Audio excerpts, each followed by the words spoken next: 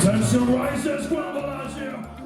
Batumidə MMA üzrə keçirilən turnirdə Azərbaycanı və Gürcüstanı beynəlxalq arenalarda uğurla təmsil edən kickboksing üzrə 7 qat dünya və 3 qat Avropa çempionu professor ləqəbli Alim Nəbiyev Braziliyalı Jaime Souza ilə qarşılaşıb.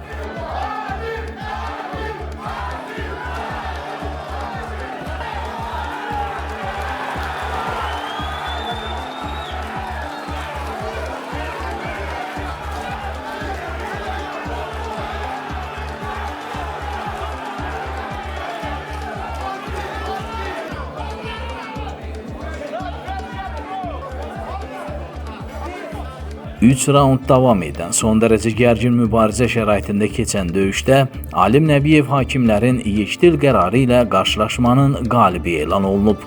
Beləliklə, bu Alim Nəbiyevin MMA üzrə ardıcıl olaraq qazandığı 3-cü qələbəsi olub.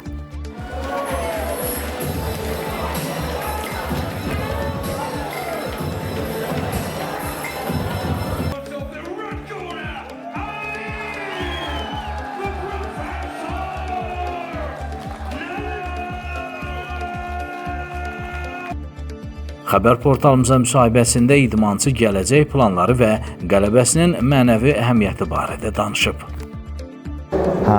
Bu döyüş çox çətin oldu. Mən bilirdim, hamınıza demişdim ki, çətin döyüş olacaq, rəqib güclüdür. Amma biz bununla yaşayırıq, zbor keçdik Taylandda. Biraz güləşimiz yenə də zəifdir, amma siz gördünüz ki, mən o dünyada idim, boğulmuşdum. Amma çıxdıq orada, xarakterimizi göstərdik. Birinci raundda ham elə bildi, mən yatdım.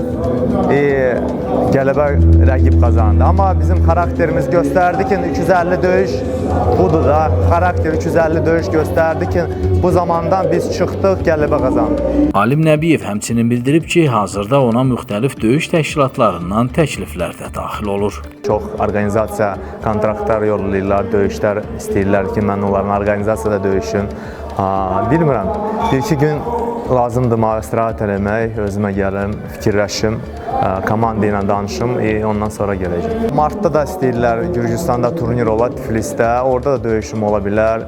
Mayda da, Batumda da turnir özümüz də eləyəcəyik, Qranbelaca, orada da ola bilər. İnşallah 1-2-3 günə biləcəm. Mən MMA-da bir məqsəd var, UFC, ancaq 5-0.